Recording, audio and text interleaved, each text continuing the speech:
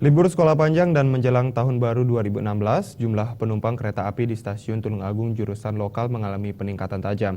Namun kereta api untuk jurusan lintas provinsi justru stabil karena tidak mengalami lonjakan penumpang.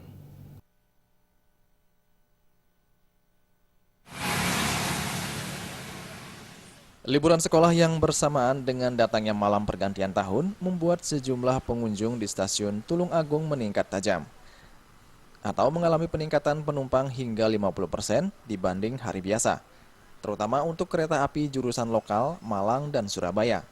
Ratusan penumpang pun rela mengantri dalam waktu relatif lama. Dalam satu hari, pengunjung tiket kereta api lokal jurusan Malang-Surabaya mencapai 700 hingga 800 penumpang. Padahal di hari biasa hanya berkisar 300 hingga 400 penumpang. Untuk kereta lokal, tiket minimal dipesan 7 hari sebelum pemberangkatan. Sementara penumpang kereta api jarak jauh jurusan Jakarta dan Bandung atau antar provinsi menunjukkan grafik meningkat, meski prosentasenya kecil.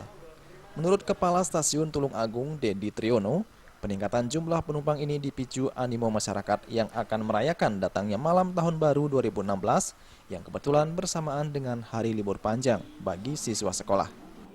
Saya kira terbanyak berada di pembelian ekonomi lokal atau tiket thermal.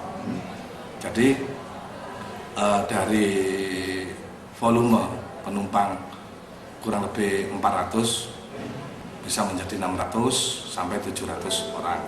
Kalau untuk yang penumpang kereta api jarak jauh, saya rasa sedikit sekali lonjakan penumpang. Sementara untuk menanggulangi membludaknya penumpang, saat ini pihak PT Kereta Api Indonesia Daop 7 Madiun menambahkan beberapa gerbong sesuai dengan peningkatan penumpang di stasiun daerah. Dari Tulungagung, Khoril Abadi.